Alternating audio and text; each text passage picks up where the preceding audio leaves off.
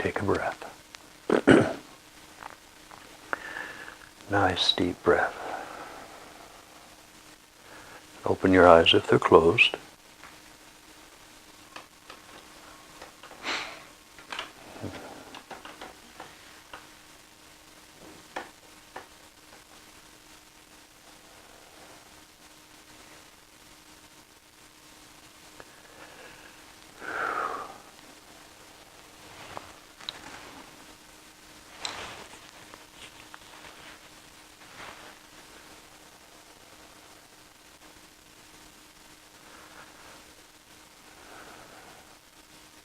So, here we're in Inverness, California.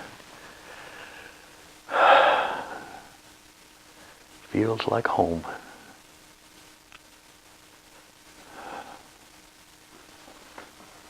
I think the big question in any kind of thing like meditation, spiritual groups, there are some cliches that are out there, like self-discovery.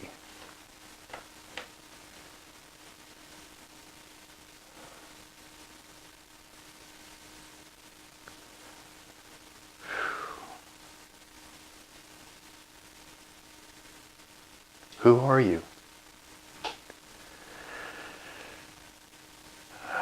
As you progress along the path, you will come across an experience that is somewhat disconcerting, it's unsettling.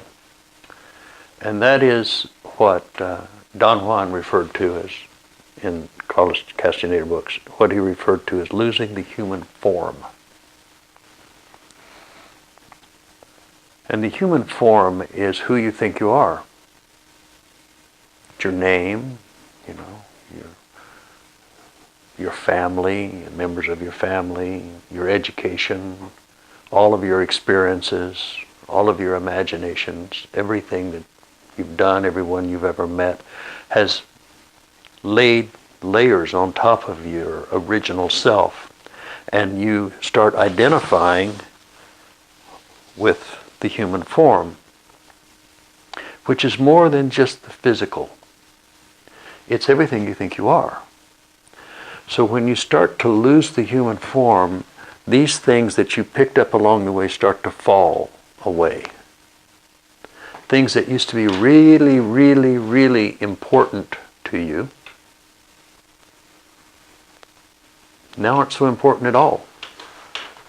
Things that really defined you, like, maybe you've always, I rode Harley Davidsons for 40 years, 45 years. I identified as being a biker. Then I had a wreck. But even before I had the wreck, I knew that my days were over as a biker. It left me. Something that I had identified as being for 40 years just left me one day. It wasn't there. I wasn't interested in riding motorcycles anymore. It was disconcerting. I had to keep asking myself, who am I then? If I'm not that, who am I? We identify with our power, our ability to do things. We identify with our love and the things that we love and our attachments. We identify with those things that we do that are altruistic and generous and perfect in our giving and sharing. And then there's a part of us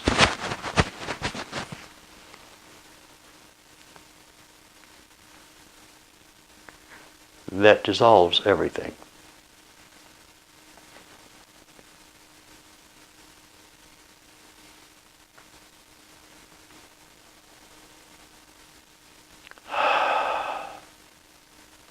And that terrifies people. If everything gets dissolved, then what happens? What happens to the people I love? What happens to that college degree I had that tells me I need to be in this occupation Who am I? If I'm not that, if I'm not who my lover thinks I am, who am I? I want to make sure I wear the right clothes because I want people to think good of me, whoever I am, but I don't know who I am. I'm only seeing things through the eyes of others. I dated a lady once, the most intelligent woman I ever met in my life. She was incredibly smart. She told me one day, she says, I was 21 before I had my first thought. And I thought, that's crazy. You think all the time. And she said, no. She said, I realized that I had a first thought. Every thought I had had before that, I had borrowed from somebody else. None of it was original. I got it from my parents, I got it from my brothers, sisters, got it from my teachers, got it from movies.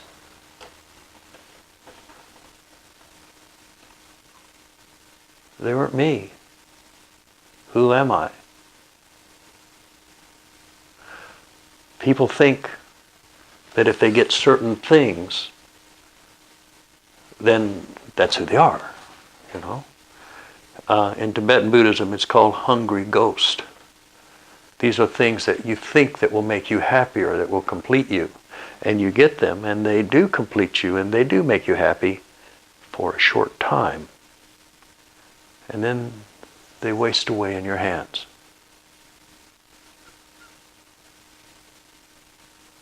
Everything here is transitory. Everyone here, everyone on this earth will die. That's right, your days are numbered. Or are they? What if you're not your body? What if you're not who you think you are? What if you're something else?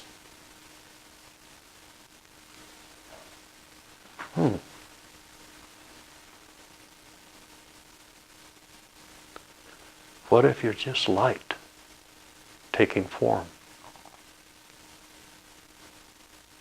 What if you're just awareness, having experiences in a dream?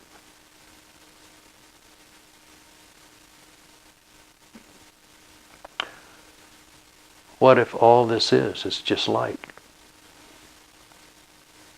taking form? You said to trust the dissolution that never ends. You just keep trusting more and more that. Yeah. Just have to keep trusting it. Because nothing else stays. Who you think you are goes away. You may keep it for decades, but it will go away. Marriages end. They end in divorce or death. But they end. Jobs end.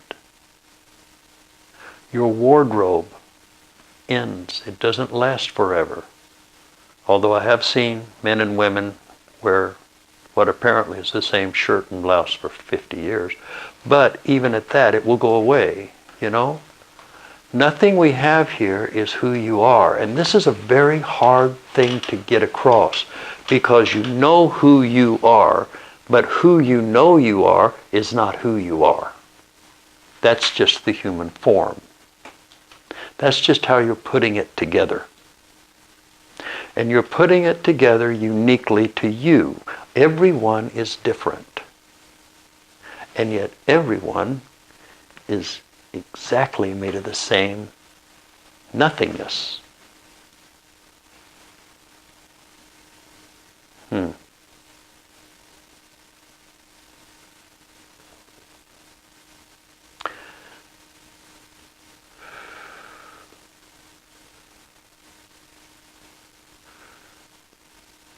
So, if you're not who you think you are, if you're not your occupation, if you're not your sexual orientation, if you're not your partner's lover, whatever they think you are, who are you? If you're not what your parents think you are, who are you? Who?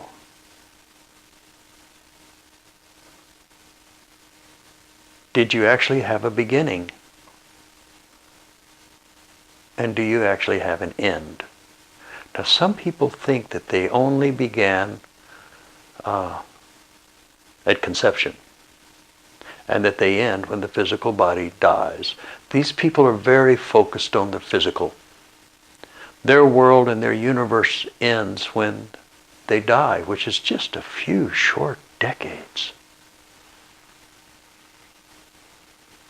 Decades of fumbling around like a zombie, not seeing anything, clumsily walking through life, not being aware of what's going on around them.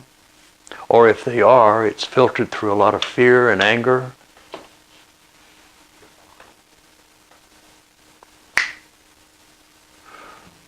So,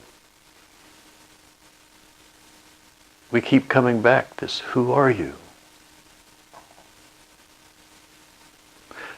In meditation practice, we stop our thoughts. It's easy. After you've done it a while,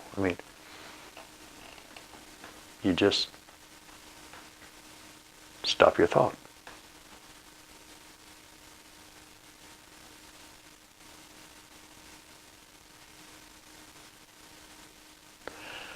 But soon after you stop your thought, there's this creative energy that starts to build up. It comes from no place. It's this creative energy starts coming up, wanting to take form, wanting to take thought, wanting to take an emotion, wanting to become afraid.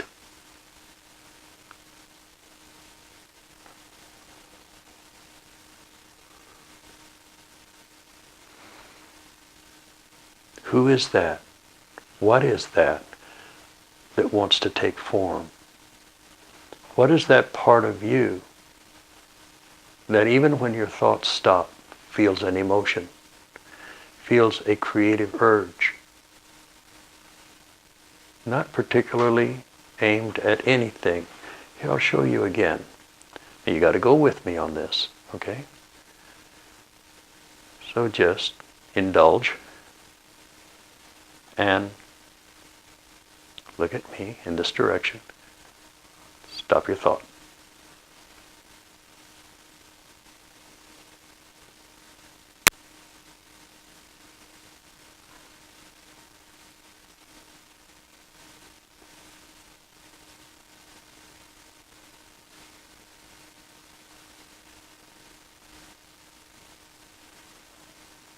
See?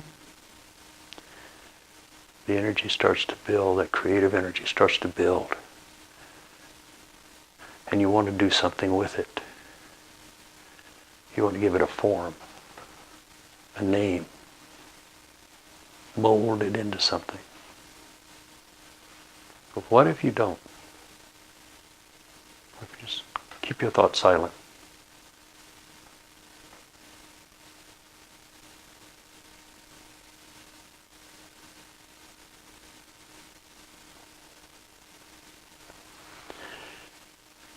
Good. Take a breath. But stay in this awareness, because now I'm going to give you some teaching.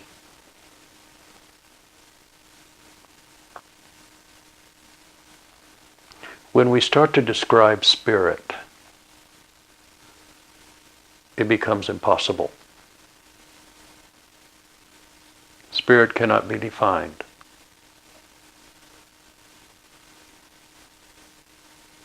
Except by its creation.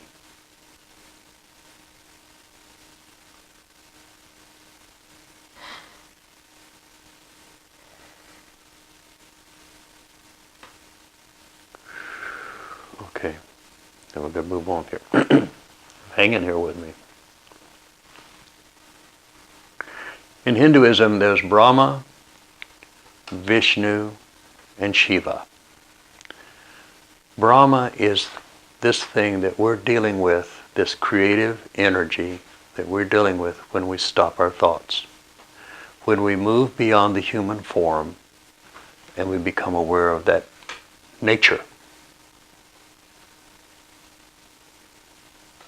Brahma takes the formless and creates form. Vishnu is that aspect of the Godhead that takes the form and holds it so that it can be perceived. Shiva energy takes that perception and dissolves it back into the formless to take form again. This happens very quickly, and it also happens very slowly. Very quickly, it happens every millisecond. Every 1/1,000,000th of a second, creation, sustaining, dissolution. And that creates time. In the slowest nature of things, it has to do with the birth, the maturation, the decay, and the cessation of the universe. Very slow.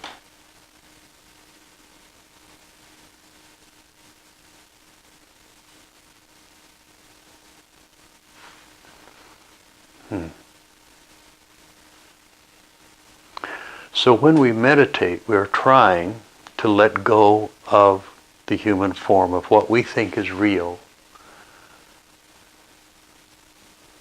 and start to touch that part before it creates form.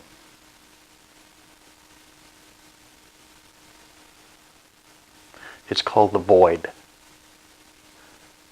The void is nothing. It is no thing. It is before the creation. There are no things before creation.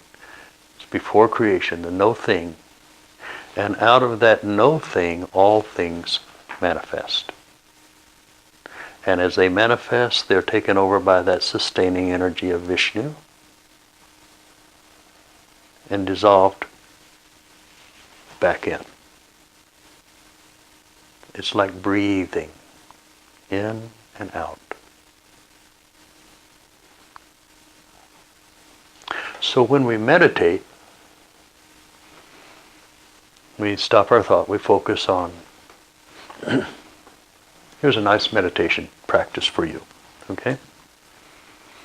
Meditation practice is you start in your heart. This is where your soul resides. This is the center of the universe. The center of the universe is your heart.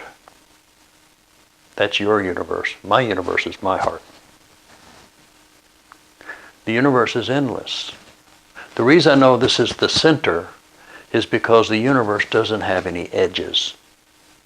And if it doesn't have any edges, then the only center that can be is your consciousness.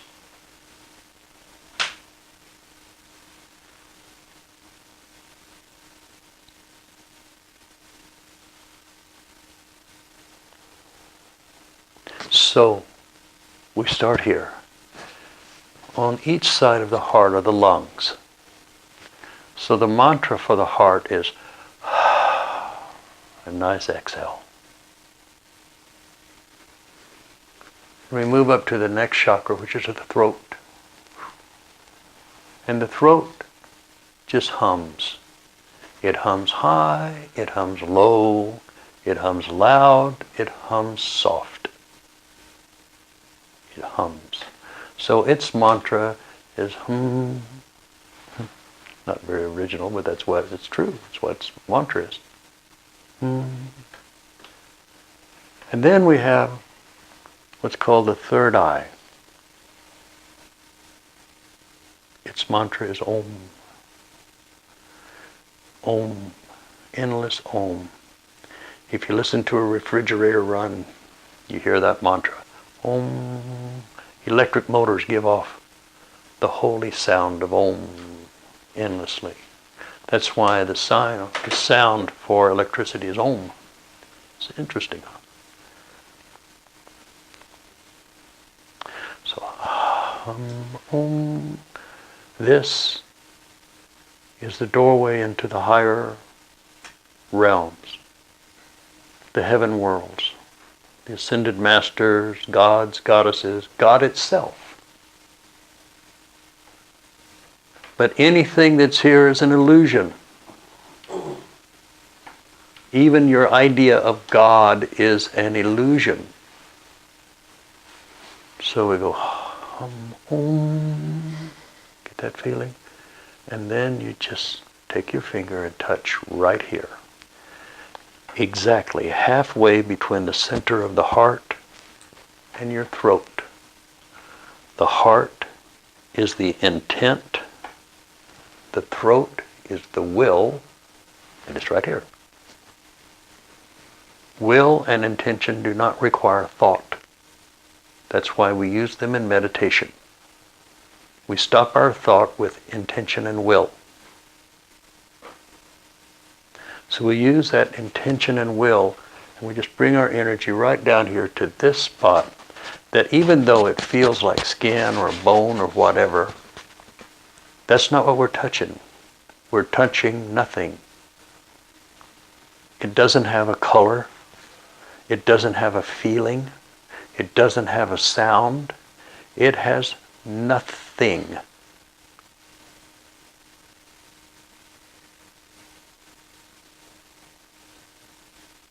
It is the gateway to the void.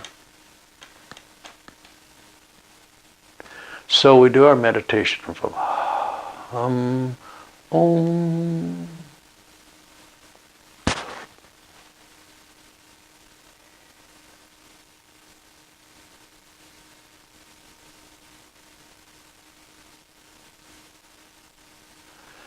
And then when you feel you need to breathe or something, do it again. Om.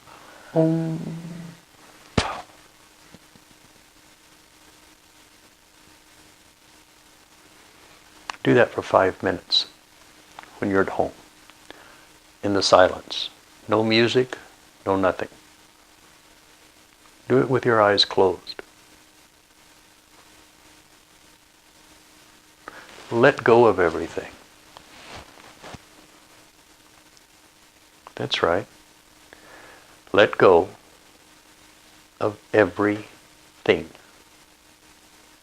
How can you find your true original self if you're hanging on to things?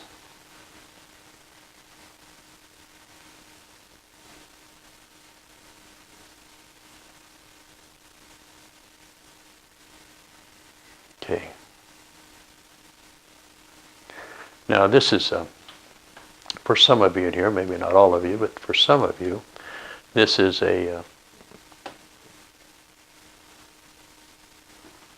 workshop. You're actually seeing and experiencing what I'm talking about.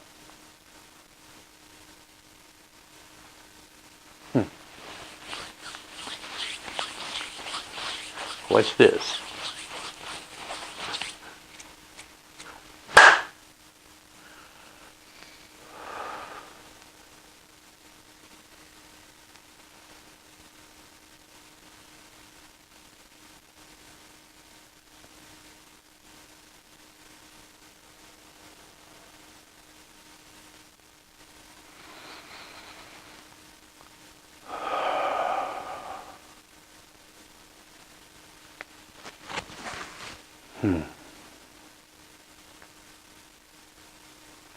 So now we have the concept of who you are, which is not who you are.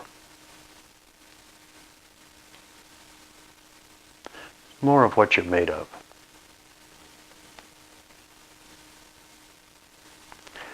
You can search the world over. You can go to many religions and do many things.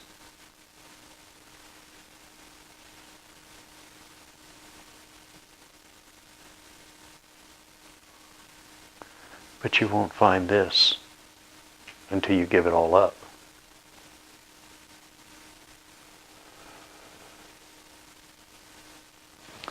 Enlightenment is easy. You just have to want it more than anything. And this is pretty across the board. You know, one of the 10 Commandments, thou shalt have no other gods before me, for I am a jealous God.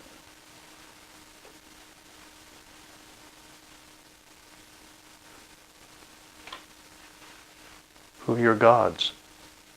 Your job, your bank account, your pets, your children, your parents, your brothers, sisters, your lover? Who's your God? Who's the God you're placing before this?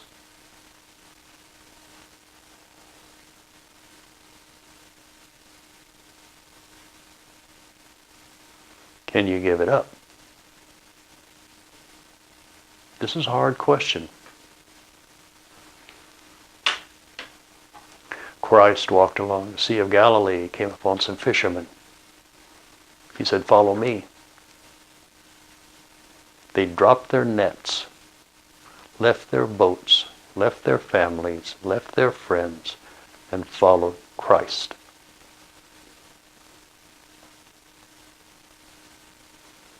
A man came up to Christ, said, I would like to become your disciple.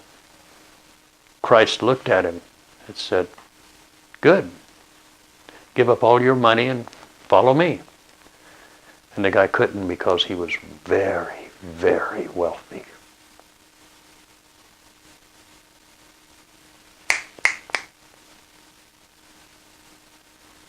Another one came up to Christ and said, I want to follow you. And he says, good, come along. He says, well, I need to go home and bury my mother. And Christ told him, let the dead bury the dead. If you want to follow me, you follow me. Sounds pretty harsh. But what is it when you're wanting enlightenment? What's in the way? What are you placing before you and your enlightenment? What part of this darkness are you holding on to? What dream out here are you grabbing and hanging on for dear life, knowing that it's going to go away one day?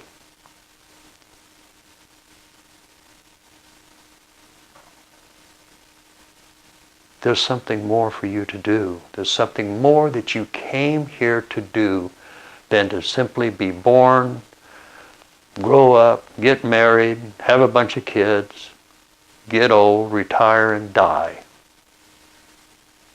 And yet that's what most people think life is about. And then maybe when they die, they can go to some place that's nice, some place that's spiritual.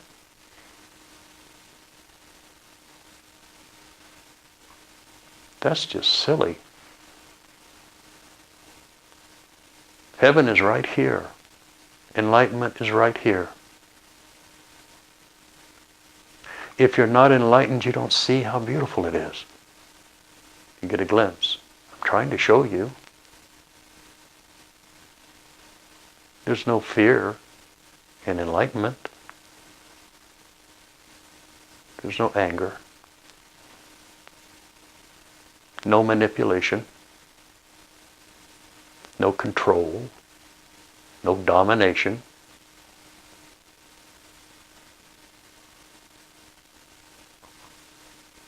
Just perfection.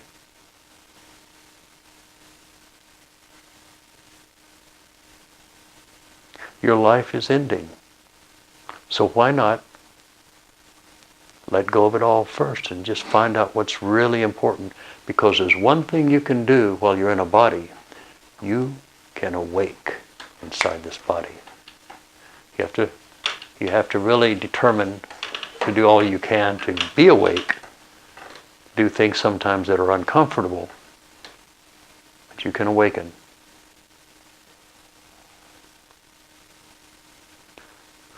One more time here. One more little thing here. I'm just distracting you with words.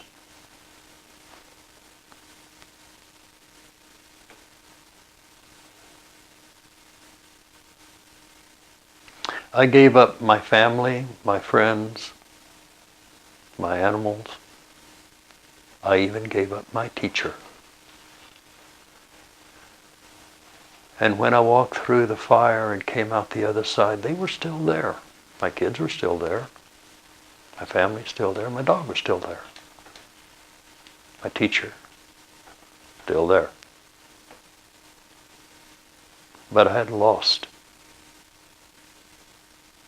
that part of me that kept me stuck.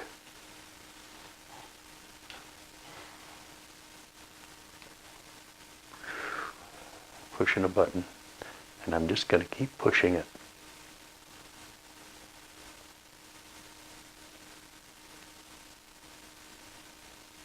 You're looking at life through this 6-windowed box. You got your head stuck in this box, and you can't see very much. Your eyes just don't see like a telescope does. You don't smell like a dog can smell, or hear like a dog or a cat can hear. You don't have feelings like anyone else, actually. You're stuck in this limitation, and you have complete amnesia as to who you are, stuck in this box, looking through your 5 senses and your mental capacity, trying to figure out what your life is about. When you awaken, you lift your head out of the box and you see.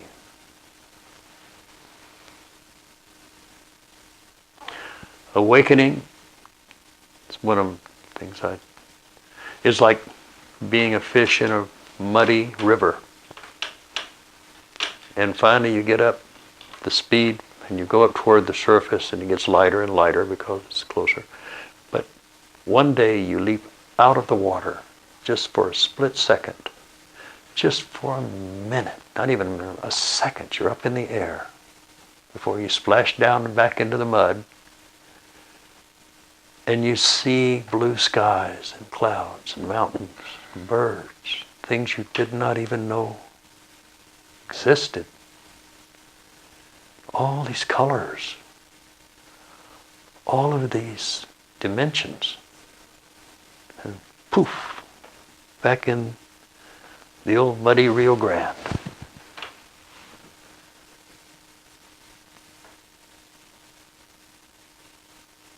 I really think you should try leaping out of the water, seeing what enlightenment's like.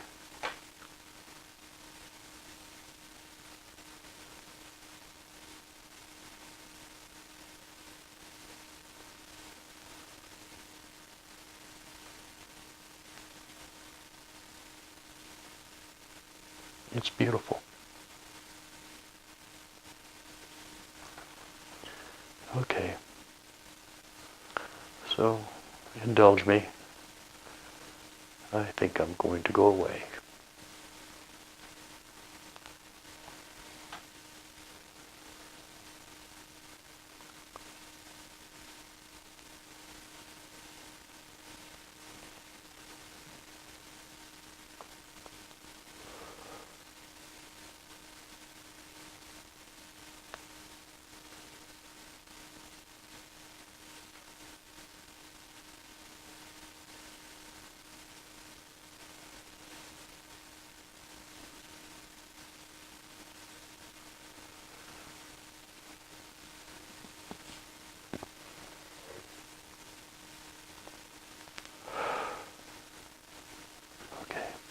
Good.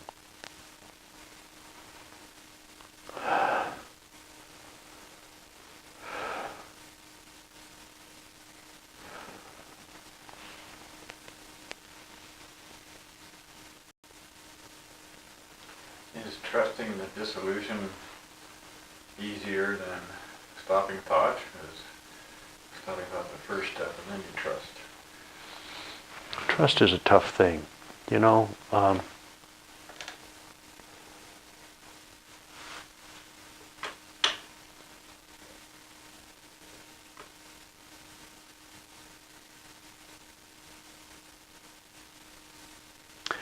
I think the dissolution is one of the toughest things, because there's nothing to trust.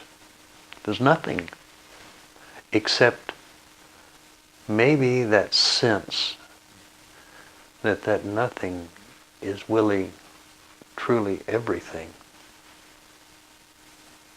That it's your sense of who you are that's keeping you from that awareness. It's hard to let go of these things, you know? These bodies are pretty demanding, and we have a life to live, and we've spent our whole life trying to make it work, and now just to allow the dissolution to take place, it's not an easy task. It's a non-doing.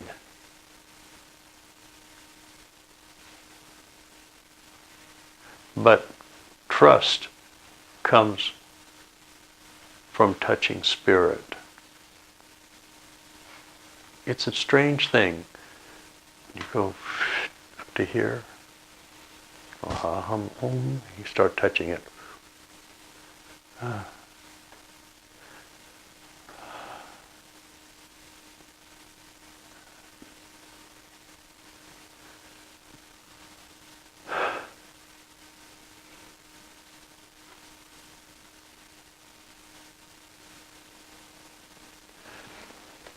Letting go requires some preparation, I guess.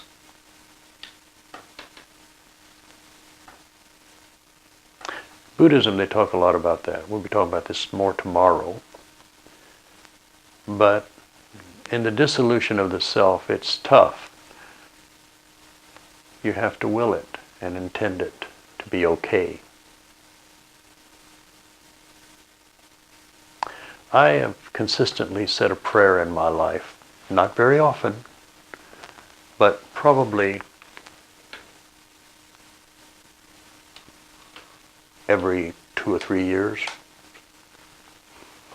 I'll find myself in a certain state of mind where I feel ready. I feel ready. And then I just look at myself and I tune into spirit, the highest part, my higher self. God, whatever you want to call it, Jesus, it doesn't matter, whatever you want to call it. Tune into it, and I said, whatever is keeping me from awakening, whatever is tying me down and keep holding me back, I would like for it to be removed. And I put no conditions on that.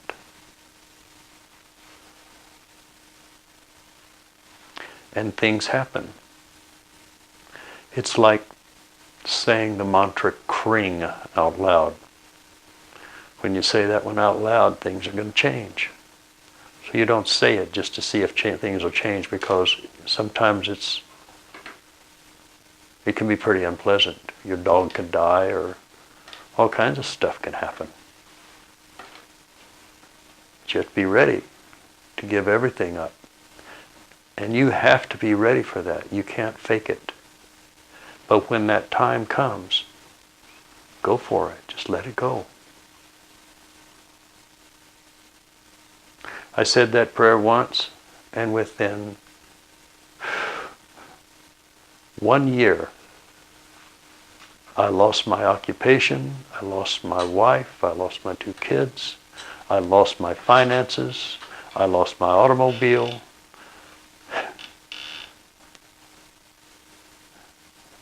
Somebody gave me an automobile so I'd have a place to live. Did your dog run away? I didn't have a dog at that time, but he would have. I wouldn't have blamed him either. And then I met my teacher. That's when I met Mama, when everything went down. I couldn't meet him before because I had all of these things. I could have met Rama 2 years earlier, but I was married. I was getting out of seminary. I had churches I had a life I was going to live. So I didn't go see Rama, even though I'd been invited. Once I lost everything, I said that prayer when I was a minister, as a matter of fact, in Midland, Texas. 1.5 years later, everything's gone. And I met my teacher. And I can tell you, I couldn't have met, it just wouldn't have worked unless that stuff had gone. I look back on it, was that a happy time? Oh, it was an interesting time. But I said that prayer and I meant it. And when I said whatever was keeping me from enlightenment or going as far as I could in this life, I wanted it removed. And then when everything got removed, I could not complain about it, because I knew it was leading me to something. It led me to my teacher. And that was an interesting experience in and of itself, because he was tough.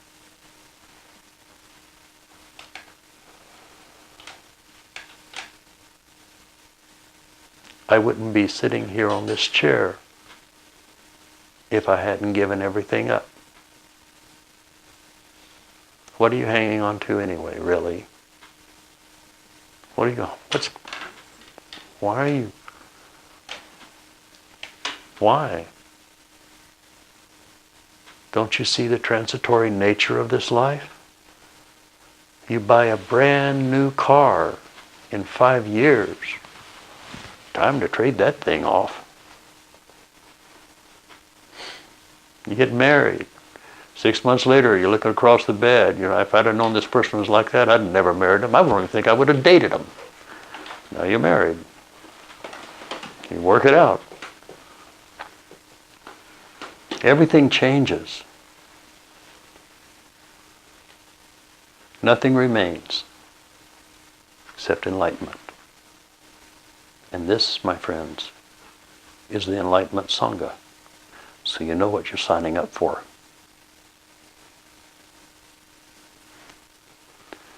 Namaste.